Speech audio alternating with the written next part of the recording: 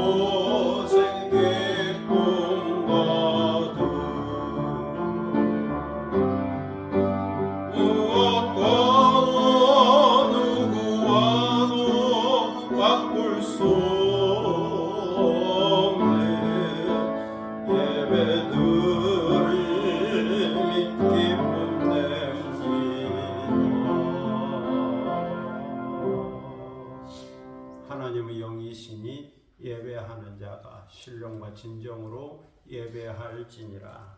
아멘.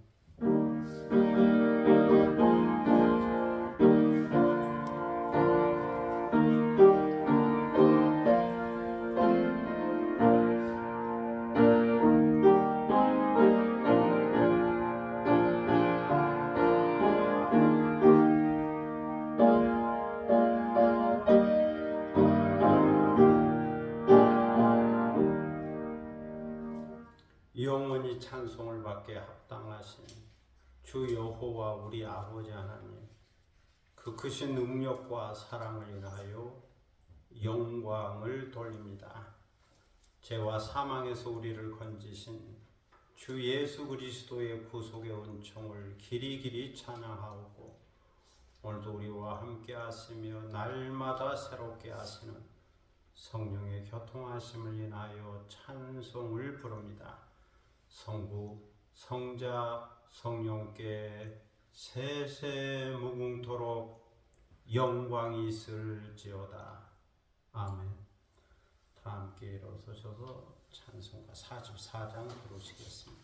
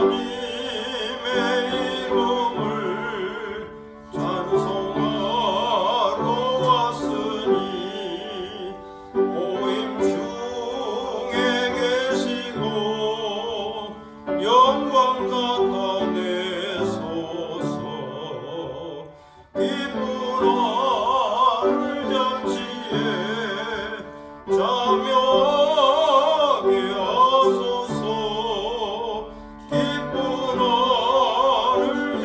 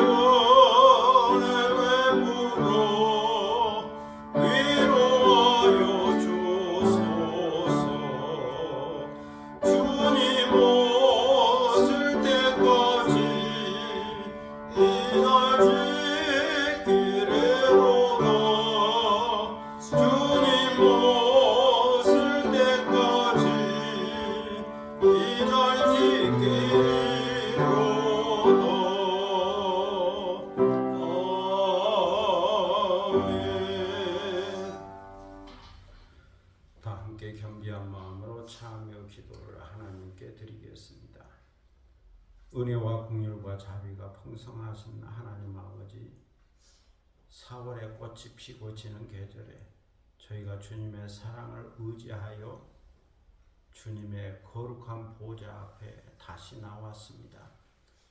세상에는 전쟁과 테러와 질병과 사고와 재난이 쉼없이 일어나고 있지만 그 가운데서 저희를 평안함으로 인도하여 주시고 주님 앞에 나와 찬송을 부르게 하시오니 감사를 드립니다.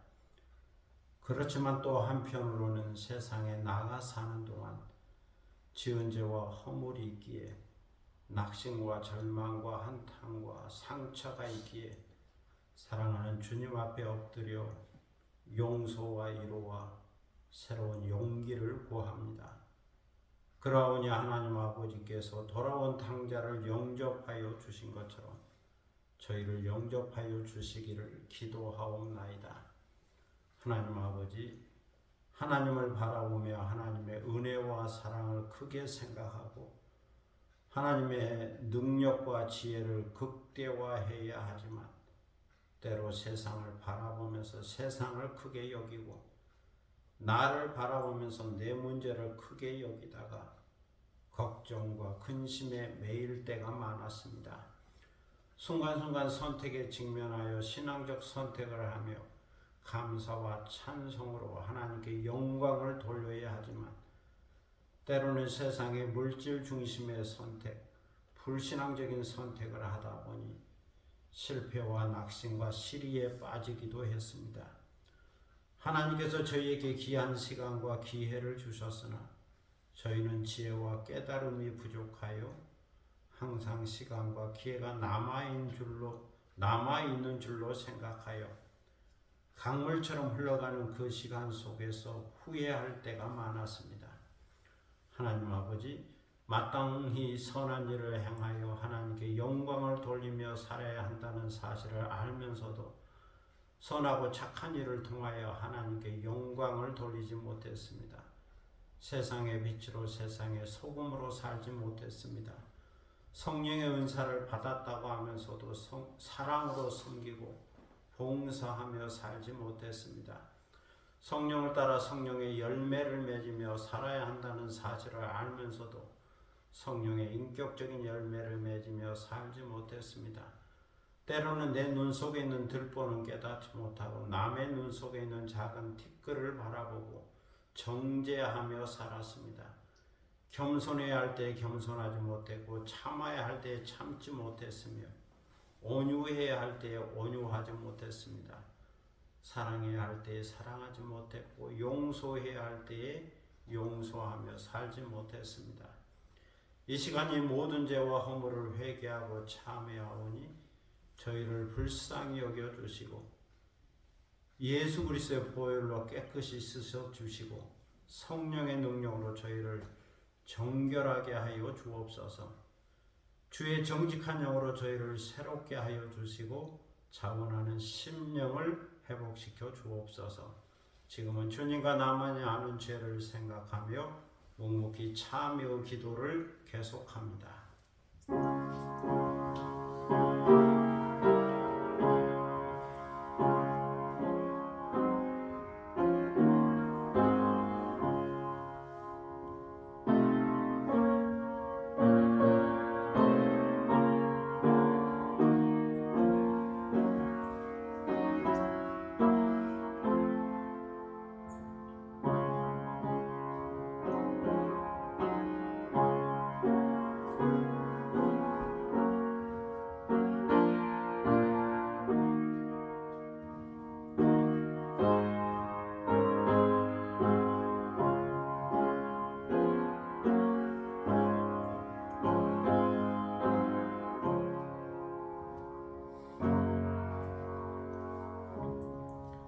그런즉 누구든지 그리스도 안에 있으면 새로운 피조물이라.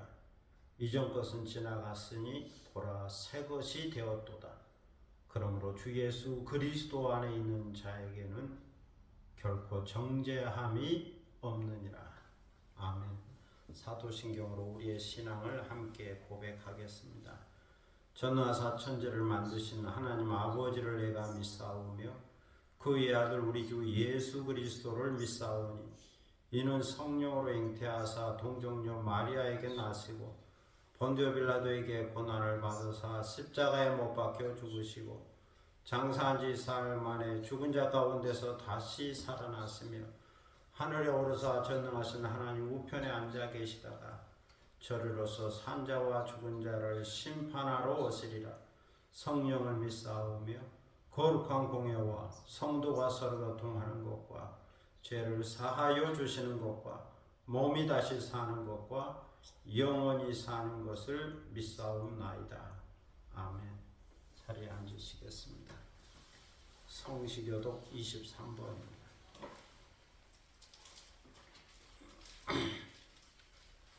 성시교독 23번입니다.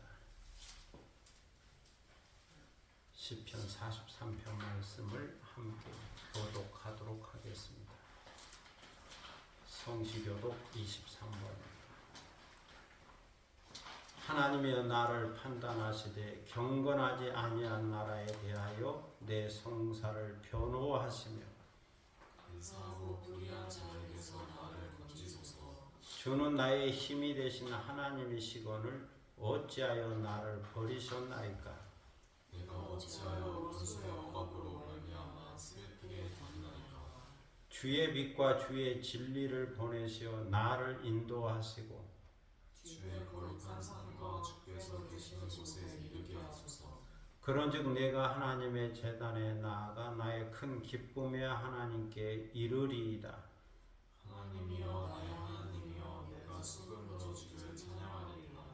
내 영혼아 내가 어찌하여 낙심하며 어찌하여 내 속에서 불안해하는가. 너는 하나님께 소망을 두라. 그가 나타나 주심으로 말미암아 내 하나님을 여전히 찬송하리로다. 아멘. 찬송가 292장 부르시겠습니다.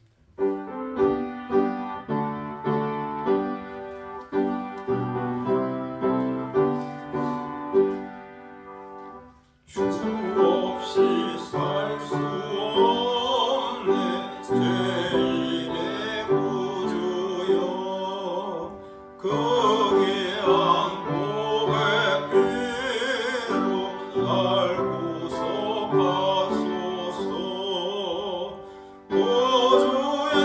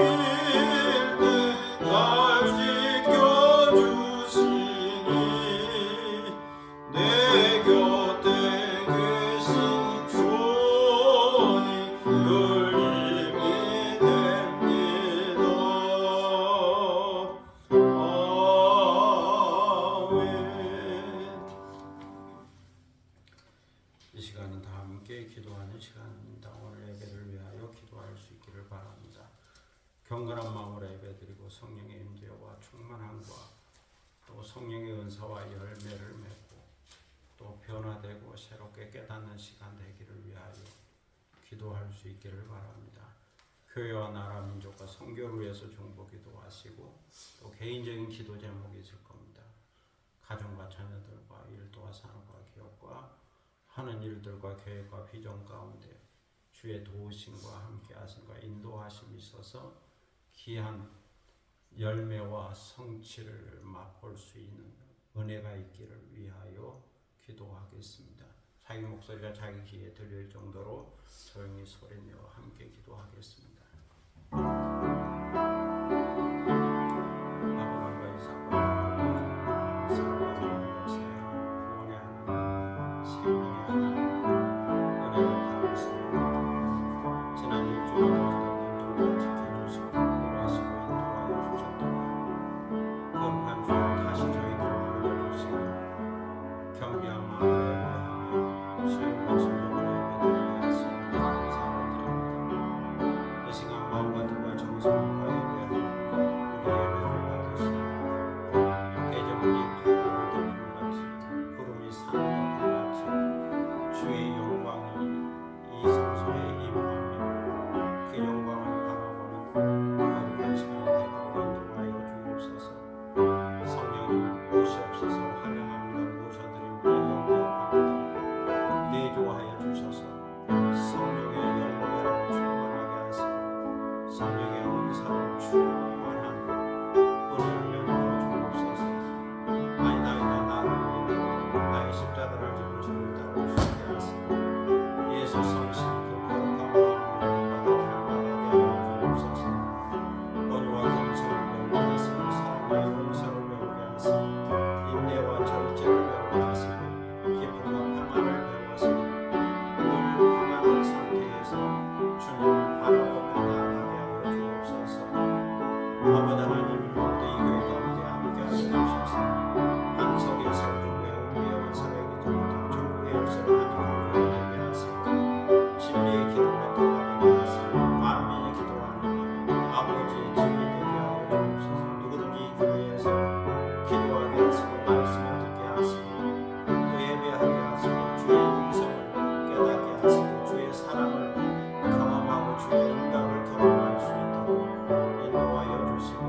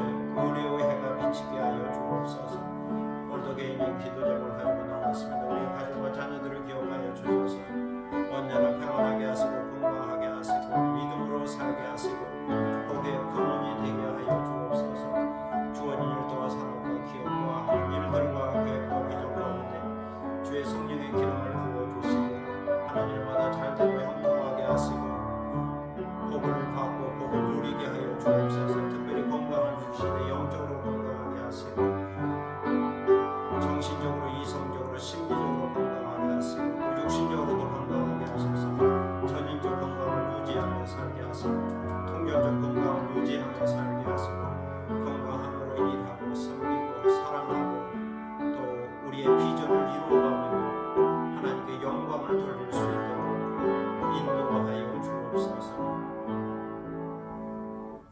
거룩하시고 존귀하신 아버지 하나님 은혜를 감사합니다. 오늘도 여러가지 내용으로 기도하오니 우리의 기도를 들으시고 응답하여 주시며 하늘문을 열어 저에게 복의 복을 내려 주시기를 기도드립니다. 오늘 이 시간 저희들은 말씀 앞에 있습니다. 히브리서를 통하여 주시는 주의 말씀을 듣기 원합니다. 주께서 성령의 감동과 감화로 말씀을 깨닫게 하여 주시고 새롭게 원칙을 세워서 믿음의 경주를 계속할 수 있는 저희가 되게 하여 주옵소서. 이 시간을 주님께 의탁하오며 예수 그리스도의 이름으로 기도드립니다. 아멘.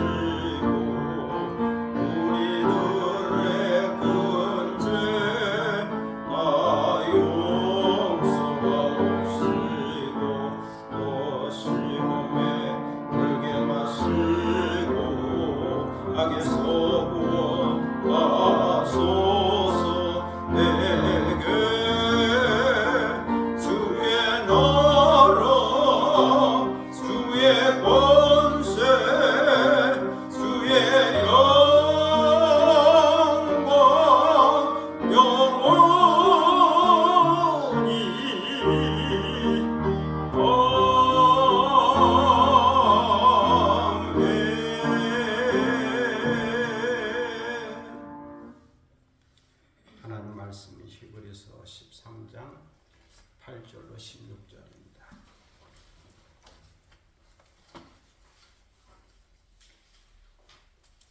히브리서 13장 8절로 16절입니다.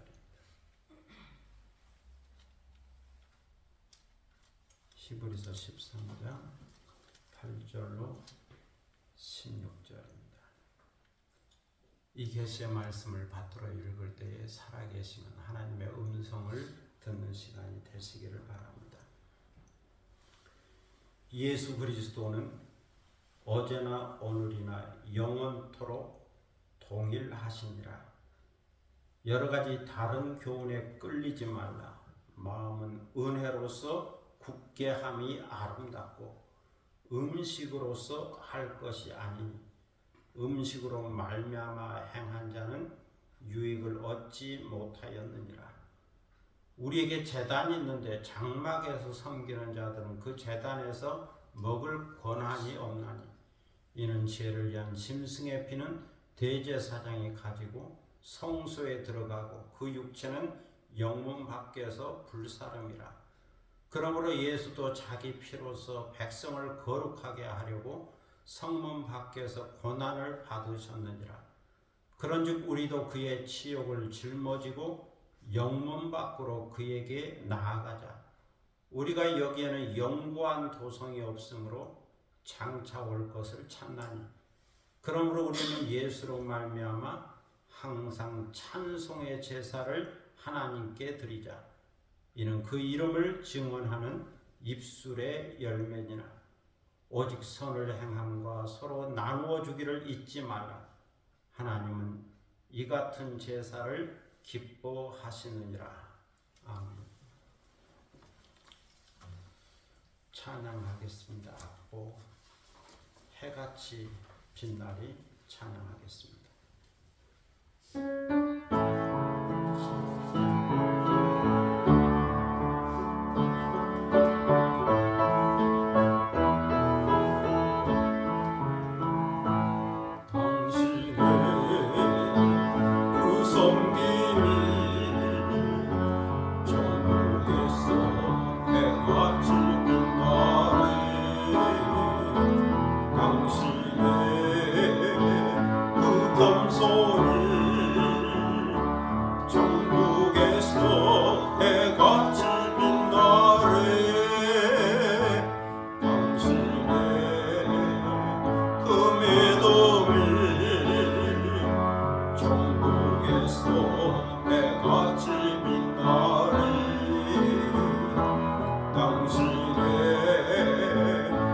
충성이 전국에서 해같이 빛나래. 주님이 기억하시면 경가래. 예수님 사랑으로 가득한 모습 천사도 흠모하는 아름다운 그 모습 전국에서 해같이 빛나래. 당신의 그 순종이 전국에서 해같이 빛나래. 당신의 그 사랑이 전국에서 해같이 빛나래. 당신의 그 찬송이 전국에서 해같이 빛나래. 당신의 그 원신이 전국에서 해같이 빛나래. 주님이 기억하시면 족하래. 불타는 사명으로 가득 찬 모습 천사도 흠모하는 아름다운 그 모습 전국에서 해같이 빛나래. 주님이 기억하시면 족하래. 예수님 사랑으로 가득한 모습 천사도 흠모하는 아름다운 그 모습 천국에서 해같이 빛나래. 전국에서 해같이 빛나래.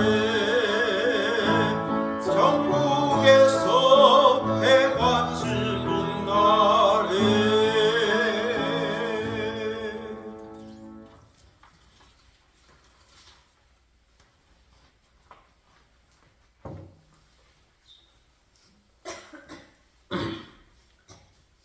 스티븐 호비 박사의 오늘 내 인생의 최고의 날이라고 하는 책이 있습니다.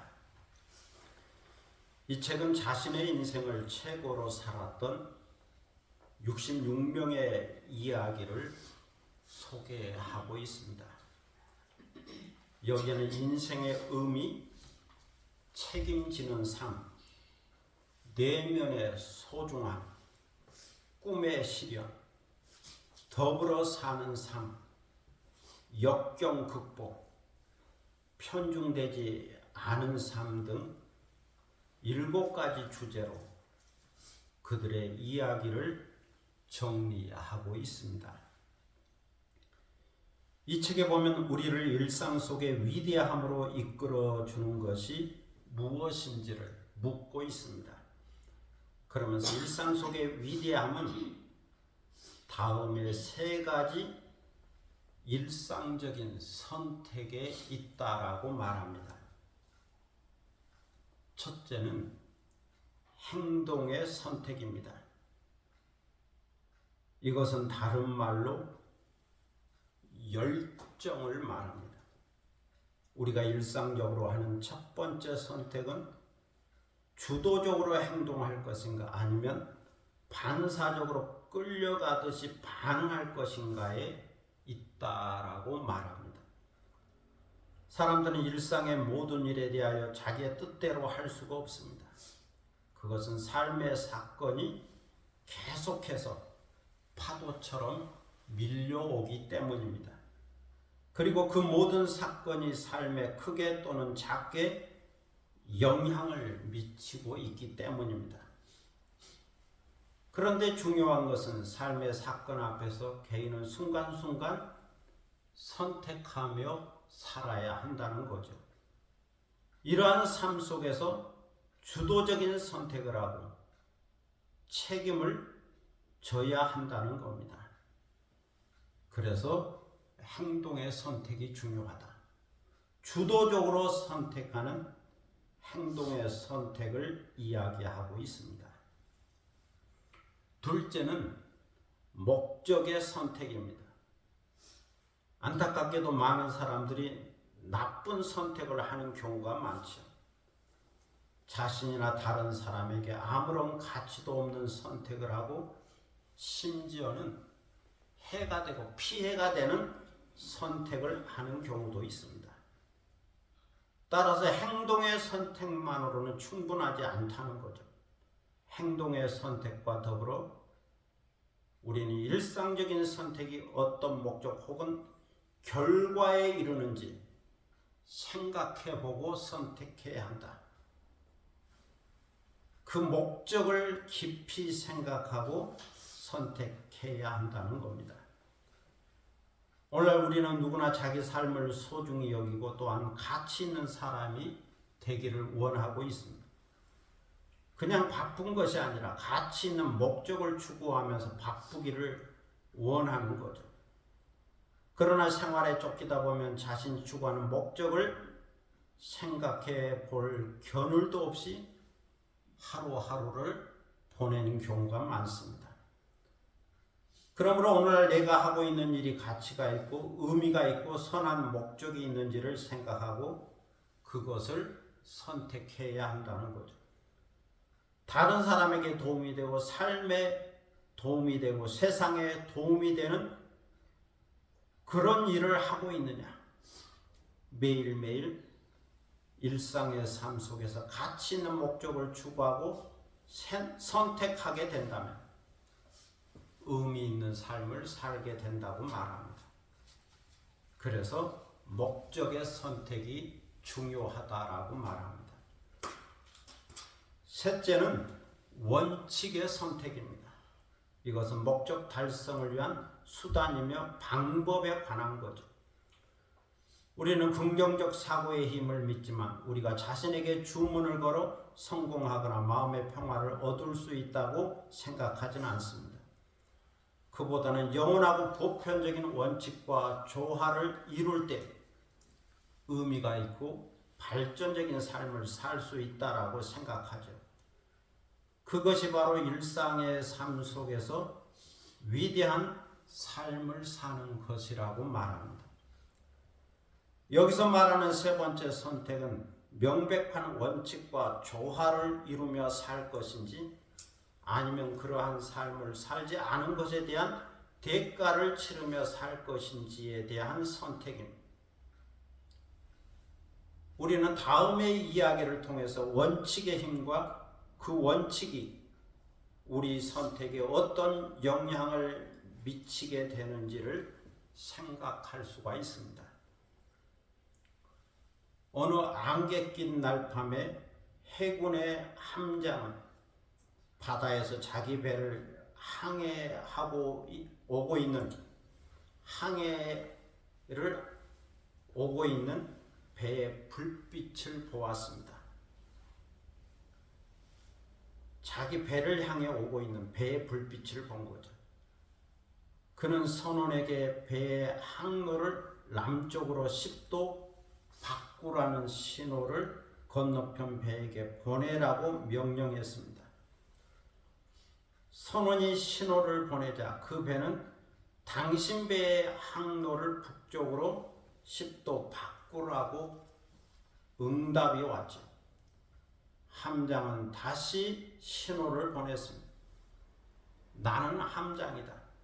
당신 배의 항로를 남쪽으로 10도 바꾸라. 그러자 건너편의 배에서 다시 응답이 왔습니다. 나는 해양 경비대원이다. 당신 배의 항로를 북쪽으로 10도 바꿔라. 이 마지막 신호에 화가 난 함장은 여기는 해군 전함이다. 나는 전투함의 함장이다. 당신 배의 항로를 남쪽으로 10도 바꿔라. 그러면서 다시 신호를 보냈습니다. 그러자 돌아온 응답은 다음과 같았죠. 여기는 등대다. 당신 배의 항로를 북쪽으로 10도 바꿔라. 여기서 배의 크기나 계급은 중요하지 않습니다. 그것이 전투함이든지 함장이든지 그것이 중요한 것은 아니죠. 중요한 것은 등대가 항로를 바꿀 수 없다는 겁니다. 등대는 육지에 그대로 고정되어 있고 영원히 고정되어 있습니다. 그러므로 해군의 함장만이 항로를 수정할 것인지 아닌지를 선택해야 하는 거죠. 여기서 등대는 원칙입니다. 원칙은 바뀌지 않으면 영원하고 보편적인 거죠. 그리고 연령, 인종, 성별, 지위에 상관없이 누구나 이 원칙의 지배를 받게 됩니다. 원칙은 등대처럼 폭풍을 칠 때도 평온할 때도 어두울 때도 밝을 때도 사람들이 방향을 정할 수 있게 해주는 영원한 표지요 방향성이죠. 그래서 선택은 행동을 지배하고 원칙은 결과를 지배하게 됩니다. 그러므로 원칙을 선택하는 사람들은 삶의 질을 높이고 만족하며 위대한 일생을 살게 됩니다. 여기서 중요한 것은 주도적인 선택, 목적이 있는 선택, 원칙이 있는 선택을 하게 된다면 자기 인생의 최고의 날을 살 수 있다는 겁니다. 히브리서 13장 7절에 보면 하나님의 말씀을 너에게 일러준 사람이 있다라고 말합니다. 너의 영혼을 인도해준 사람이 있다. 하나님의 말씀을 통하여 영혼을 인도해준 영적인 지도자가 있다는 말이죠. 그러니 그들이 살았던 믿음의 원칙과 그 형실의 결말, 마지막을 주의하여 보고 그들의 믿음을 본받으라고 권면하고 있습니다. 그들의 믿음을 본받으라. 그렇다면 그들의 믿음이란 어떤 걸까요? 그것은 예수 그리스도를 원칙으로 삼은 믿음입니다. 예수 그리스도를 원칙으로 삼은 믿음. 8절에 보면 그들이 원칙으로 삼은 예수 그리스도는 어제나 오늘나 영원토록 동일하신 분이라고 소개하고 있습니다. 예수 그리스도는 어제나 오늘이나 영원토록 동일하시다. 과거나 현재나 미래까지 동일하게 존재하신다. 동일한 원칙을 갖고 계신다는 거죠. 그래서 예수 그리스도는 우리가 무언가를 선택할 때 긍정적이고도 주도적인 선택을 하게 합니다. 목적이 있고 가치가 있는 것을 선택하게 하죠. 그리고 영원한 원칙을 선택하게 합니다. 그것은 예수 그리스도가 우리 영원한 원칙이기 때문이죠. 흔들리지 않고 변함이 없는 영원한 표지요, 표대요, 방향성이기 때문입니다. 그러므로 우리가 예수 그리스도 안에서 믿음의 주도성을 갖고 예수 그리스도를 선한 목적으로 삼고 예수 그리스도를 따라서 원칙 있는 선택을 하게 된다면 우리 또한 우리 인생의 최고의 날을 살 수 있을 겁니다. 그러면 예수 그리스도 안에 있는 원칙이란 어떤 걸까요? 오늘 성경은 세 가지로 그 원칙을 소개해 주고 있습니다. 첫째는 예수 그리스도 안에 있는 은혜의 원칙입니다. 히브리서 12장 28절에 보면 그러므로 우리가 흔들리지 않는 나라를 받았은즉 은혜를 받자. 이로 말미암아 경건함과 두려움으로 하나님을 기쁘게 섬길지니라고 말씀합니다. 그리고 13장 9절에서 다시 말씀하죠. 여러 가지 다른 교훈에 끌리지 말라. 마음은 은혜로서 굳게 함이 아름답다. 은혜를 거절하는 자에게는 하나님의 심판이 있습니다. 모세 시대를 생각해 보면 하나님께서 모세에게 율법을 주실 때에 신의 산을 진동시키셨죠. 그래서 모세는 무서워하며 내가 심히 두렵고 떨린다라고 말했습니다. 그때 이후로 하나님은 말씀을 거역하고 율법을 배반한 자들에게 경고하셨죠. 말씀을 거역하지 말라. 그 누구든지 하나님의 심판을 피하지 못하리라. 그때 그 소리가 땅을 진동하였고 하나님의 심판이 임할 때마다 땅이 진동하여 하나님의 진노가 어떠한 것인가를 보여주었습니다.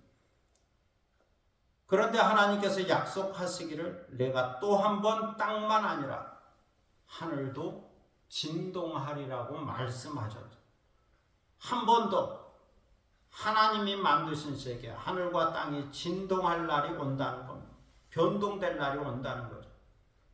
이것은 종말의 때를 말씀하고 있습니다.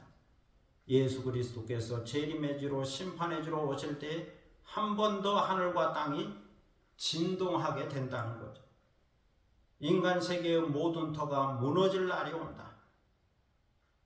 그런데 예수 그리스도 안에서 예수 그리스도를 믿고 따르는 자들은 하나님의 은혜로 영원히 흔들리지 않는 나라를 받았다는 겁니다. 하나님의 나라, 천국을 약속받았다는 겁니다. 그러므로 이 은혜를 받으라고 말씀합니다. 이 은혜를 받으라. 이 은혜를 붙잡으라. 이 은혜를 소중하게 여기라. 세상 교훈에 끌려다니지 말고 세상 사조나 사상이나 유형에 끌려다니지 말고 이단과 사이비 집단에 끌려다니지 말라. 끌려다니지 말라. 그 대신 마음은 하나님의 은혜로서 굳게함이 아름답다는 겁니다. 어제나 오늘의 영원토록 동일한 원칙을 갖고 계신 예수 그리스도 안에서 은혜 중심적 세계관을 간직하고 살라. 이것이 가장 아름다운 것이다 라고 말씀하고 있습니다. 그러므로 예수 그리스도를 믿는 사람은 오직 은혜의 원칙 안에서 경건함과 두려움으로 하나님을 기쁘시게 섬겨야 합니다. 여기서 은혜는 하나님 아버지께서 예수 그리스도를 통하여 주신 사랑과 생명과 구원과 천국의 선물을 가리킵니다. 이처럼 그리스도인은 은혜의 원칙, 은혜의 중심적인 세계관을 갖고 자신의 삶을 선택하며 살아야 한다고 말씀하고 있습니다. 둘째는 예수 그리스도 안에 있는 거룩함의 원칙입니다. 구약시대를 생각해보면 죄를 위한 짐승의 피는 대제사장이 가지고 성소에 들어가고 그 짐승의 육체는 영문 밖에서 불살랐습니다. 이처럼 예수 그리스도도 자기 피로서 백성을 거룩하게 하려고 성문 밖에서 고난을 받으셨다는 거죠. 우리를 거룩하게 하려고 주님께서 성문 밖에서 영문 밖에서 고난을 당하셨습니다. 여기서 거룩함이란 구별이죠.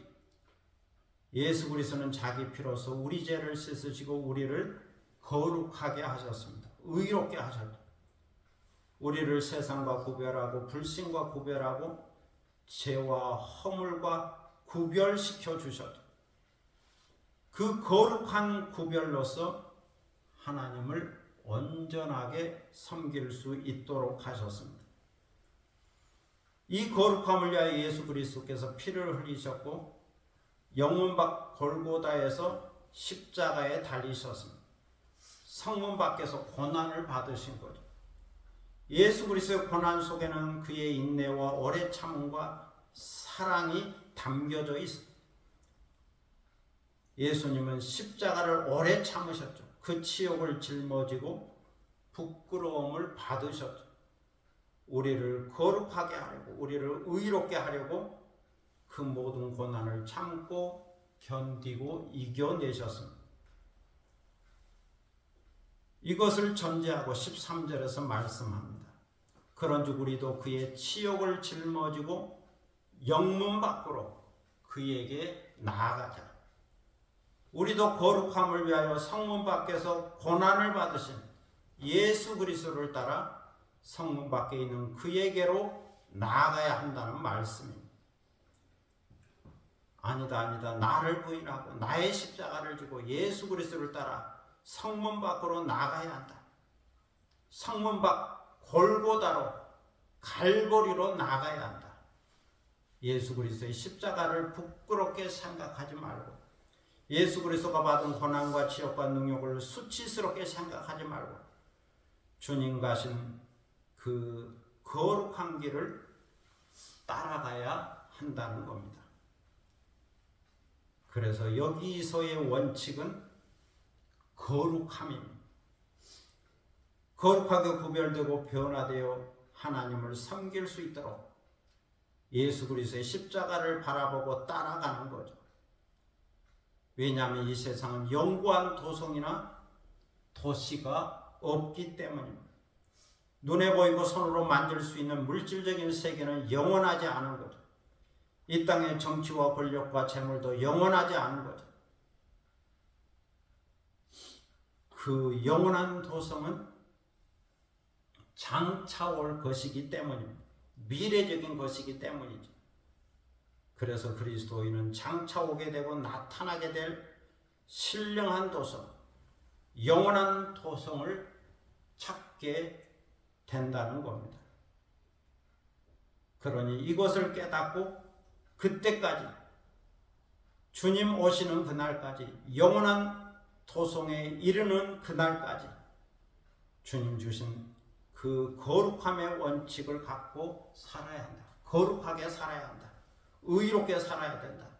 성화하면서 살아야 한다는 겁니다. 이것이 거룩함의 원칙입니다. 셋째는 예수 그리스도 안에 있는 찬송의 제사 원칙입니다. 히브리서 13장 15절로 16절에서 말씀하죠. 그러므로 우리는 예수로 말미암아 항상 찬송의 제사를 하나님께 드리자. 이는 그 이름을 증언하는 입술의 열매니라. 오직 선을 행함과 서로 나누어 주기를 잊지 말라. 하나님의 이 같은 제사를 기뻐하시니라. 이 말씀처럼 예수 그리스도 안에서 찬송의 제사, 찬송의 예배는 하나님을 기쁘시게 하는 예배의 원칙입니다.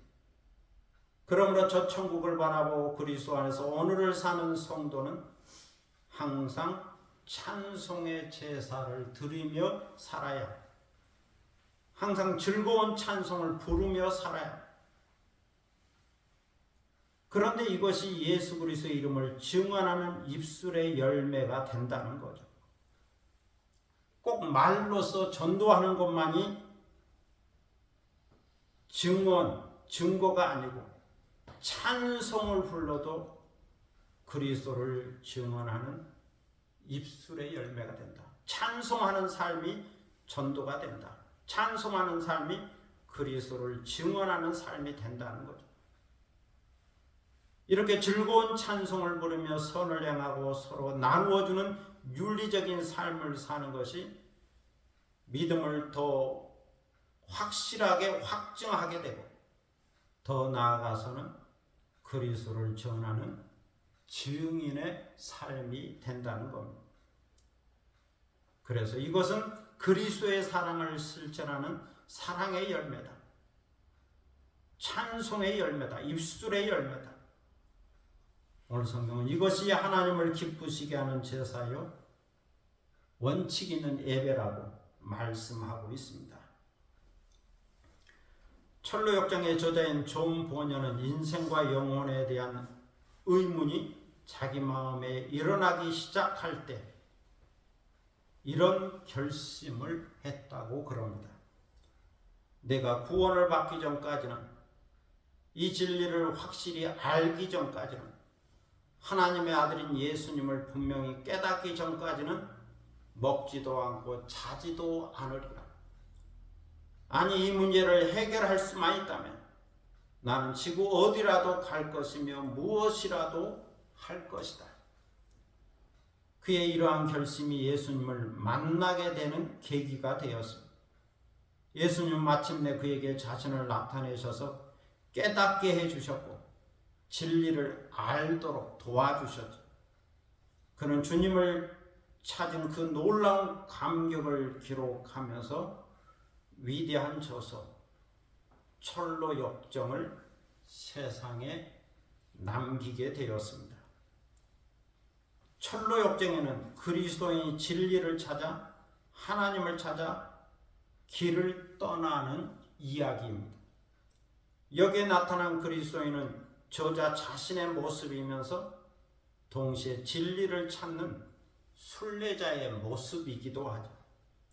이 책에 보면 순례자들은 진리를 찾기 위하여 많은 고난과 고통을 경험하고 마침내 하나님의 아들을 만나게 됩니다. 그리고 하나님의 나라를 소유하게 되고 진리를 찾게 되죠. 예레미야 29장 13절에 보면 이런 말씀이 있습니다. 너희가 전심으로 나를 찾고 찾으면 나를 만나리라. 이 말씀처럼 하나님을 찾는 자가 하나님을 만날 수가 있습니다. 예수 그리스도를 찾는 자가 예수 그리스도를 만날 수가 있습니다. 그런데 하나님을 찾는 사람의 마음이 식으면 그 사람의 마음에는 인간적인 인기와 명예와 권력이 들어가게 되죠. 거기에 집착하게 되죠. 하나님을 예배하지 않으면 우상을 숭배하게 되죠. 하나님을 사랑하지 않으면 세상의 것을 사랑하게 됩니다. 그 마음에 하나님이 없으면 끊임없이 세상의 욕심을 채우려고 하지만 그 마음에는 만족함이 없다는 겁니다. 사람의 마음은 하나님만 채울 수 있는 거지 세상의 그 어떤 것으로도 채울 수 없다는 거죠. 하나님께서 우리를 만드시고 예수 그리스도 안에서 우리를 구원하신 것은 하나님께 거룩한 예배를 드리며 살라라는 뜻이 있습니다. 그래서 이사야 43장 21절에서는 이렇게 말씀하죠. 이 백성은 내가 나를 위하여 지었나니 나를 찬송하게 하려 함이니라. 그러므로 우리의 제일 되는 인생의 목적은 하나님을 영화롭게 하고 영원토록 그를 즐거워하는 겁니다. 하나님을 영화롭게 하면서 예배를 드리고 찬송하는 것에 있는 거죠. 하나님을 즐거워하는 것은 하나님과 친밀한 관계 속에 있습니다. 이 친밀한 관계를 다른 말로 하면 경건한 삶, 영성의 삶, 기도의 삶, 교제의 삶이라고 말할 수 있죠. 영원토록 하나님을 즐거워하고 하나님을 영화롭게 하는 것, 거기에 찬송의 원칙이고 찬송의 예배가 있습니다. 오늘도 이렇게 깨닫고 예수 그리스도 안에 있는 은혜의 원칙, 거룩함의 원칙, 찬송의 예배 원칙을 주도적으로 선택함으로써 인생을 최고의 날로 사는 여러분이 되시기를 축복합니다. 기도하겠습니다. 사랑의 아버지 하나님 은혜를 감사합니다. 오늘 우리는 예수 그리스도가 원칙이라고 하는 말씀을 들었습니다. 예수 그리스도는 어제나 오늘나 영원토록 동일하신 분이기에 예수 그리스도만이 우리 삶의 원칙이요 표지요 방향성임을 고백합니다. 그러므로 우리는 예수 그리스도 안에서 은혜의 원칙을 선택하고 거룩함의 원칙을 선택하고 찬송의 예배 원칙을 선택함으로써 목적 있는 삶, 원칙이 이끌어가는 삶, 그리고 주도적인 삶을 살 수 있으리라 생각합니다. 이렇게 살 때 우리 인생이 의미가 있고 가치가 있고 행복한 인생이 될 수 있으리라 믿습니다.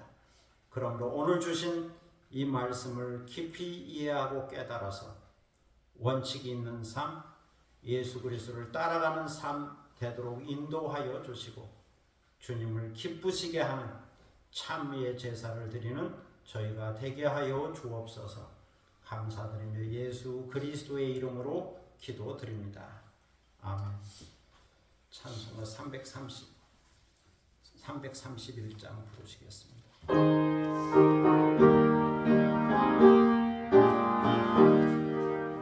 영광을 받으신 만유의 주여 우리가 명령을 따르리다. 베푸신 은혜를 감사히 알고 진실한 마음으로 섬기겠네. 고두의 은혜 주시는 대로 영원히 받으러 섬기겠네. 찬송하겠네 찬송하겠네. 생명을 주시는 구주로다. 구주를 높이고 잘 공경하여 온유한 마음으로 섬기리라. 주 예수 안에서 즐거워하며 충성을 다하여 섬기겠네. 오늘의 은혜 주시는 대로 영원히 받들어 섬기겠네. 찬송하겠네 찬송하겠네. 생명을 주시는 구주로다.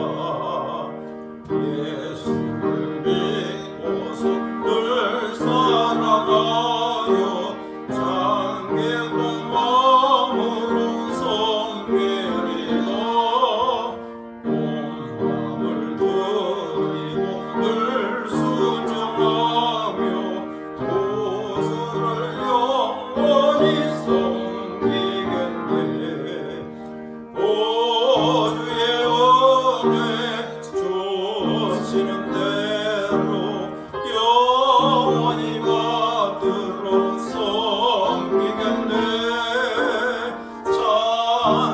찬송하겠네 찬송하겠네. 생명을 주시는 구주로다. 이제 다 함께 일어서서 630장 부르심으로 하나님께 봉헌하겠습니다.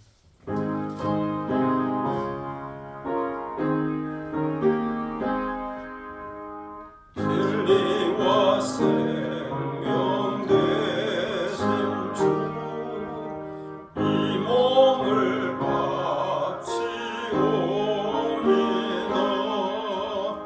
믿음과 소망 사랑에 한 마음 되게 하소서.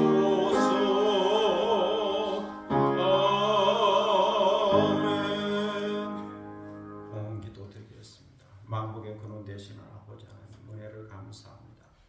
복 주심하고 약속한 귀한 성일을 맞이하여 저희를 다시 불러주시고 복을 내려 주시오니 감사를 드립니다.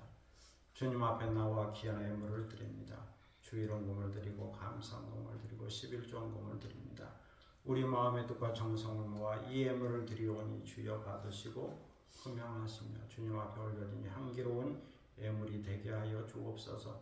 드리는 손길을 기억하소서. 하늘의 신령한 복과 땅의 기름진 복을 더하여 주시고 언제나 원칙 있는 선택을 함으로 풍성한 삶을 살게 하시고 하나님을 영화롭게 하는 삶을 살게 하시고 하나님이 주신 복을 충분히 누리며 주어진 생을 즐기며 살 수 있도록 복에 복을 내려 주옵소서.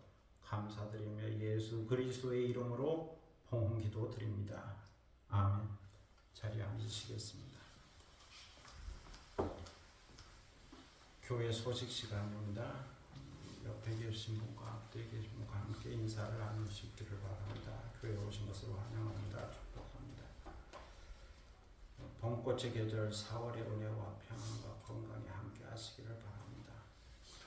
목련도 피고 지고 벚꽃도 피고 지고 또 산에는 진달래가 피고 지고 또 5월이 오면 철쭉이 피고 지고 또 그 외에도 수많은 야생화가 피고 지고 하는 4월의 계절입니다. 꽃처럼 아름다운 삶을 살 수 있기를 바랍니다. 다음 주는 4월 마지막 주일인데 4월 마지막 주일은 교회 설립 기념 주일이기도 합니다. 오메가 교회 설립 기념 주일인데 감사한 마음으로 준비했다가 예배 드릴 수 있기를 바랍니다. 또 항상 기뻐하고 쉬지 말고 기도하고 범사에 감사하는 성도들이 될 수 있기를 바랍니다. 다른 내용은 주보를 참고하고 시험편 나눠서 하겠습니다. 제가 월요일에 되면 산에 가는데 100대 명산을 찾아서 가고 있습니다. 산림청 또 블랙야크 한국의 산하 또 하나 뭐가 있는데 생각이 안 나네요. 그 4개 단체에서 지정한 100대 명산인데 다 합치면 한 150개 정도 되더라고요. 그 중에 이제 선택해서 가곤 하는데 거의 100개 거의 다 왔지만 지방에는 아직 좀 그래도 못 간 산들이 좀 있습니다. 그래서 지난 주간에는 대구에 있는 비슬산과 팔공산을 다녀왔고 시를 하나 썼습니다. 제가 산에 가서 이 산도 하나님의 산임을 선포하는 게 목적이기도 합니다.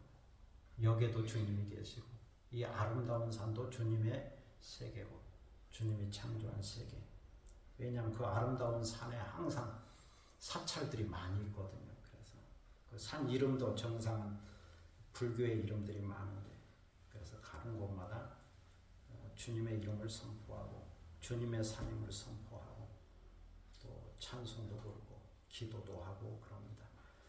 시 한 편 낭송하겠습니다.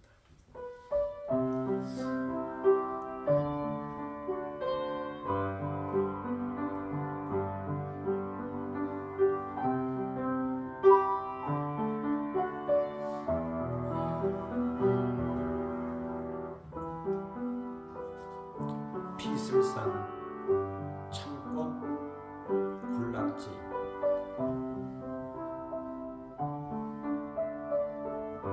신선이 앉아 비파를 타고 있다는 비슬산 대구 달성 여성의 산으로 불리는 천왕봉 푸른 소나무 뒤로 보이는 저 높은 곳에 하얀 바위들이 솟아있다.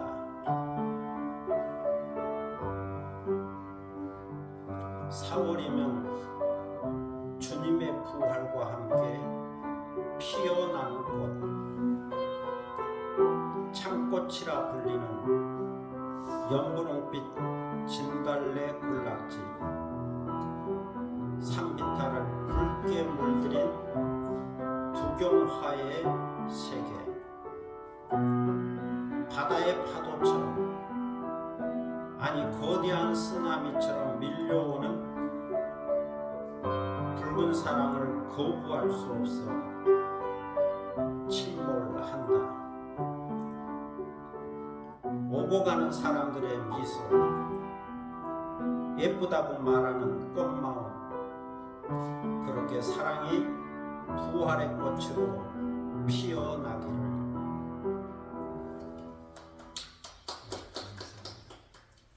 빛을 산 그 이름처럼 참 아름다운 산이에요. 이 정상 청양봉에서 창고 군락지까지는 좀 3km 정도 되면 더 걸어가야 돼요. 그런데 산비탈이 거기에 1000고지가 넘은 높은 산인데 산비탈이 연분홍빛 진달래로 활짝 피었습니다. 참 아름다운 산인데 갔다 와서 시험편 썼습니다. 감사합니다. 이제 다음 기회로 서셔서 파송의 노래 부르겠습니다. 찬미예수 268장.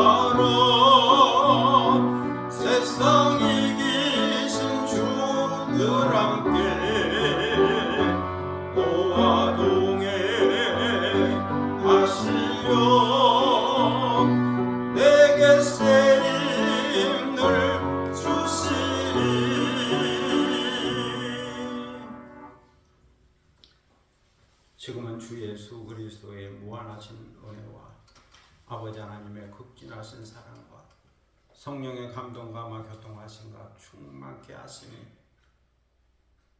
어제나 오늘 영원토록 동일하신 우리 주 예수 그리스도를 원칙으로 삼고 예수 그리스도 안에 있는 은혜의 원칙, 거룩함의 원칙, 찬송의 예배 원칙을 주도적으로 선택하여 주 안에서 인생의 최고의 날을 살고 충분히 행복하고 즐겁고 의미 있는 생을 살기 원하는 사랑하는 모든 믿음의 권속들 머리 위에와 그리고 이 교회 위에 지금부터 영원토록 함께 하시기를 간절히 축원하옵나이다.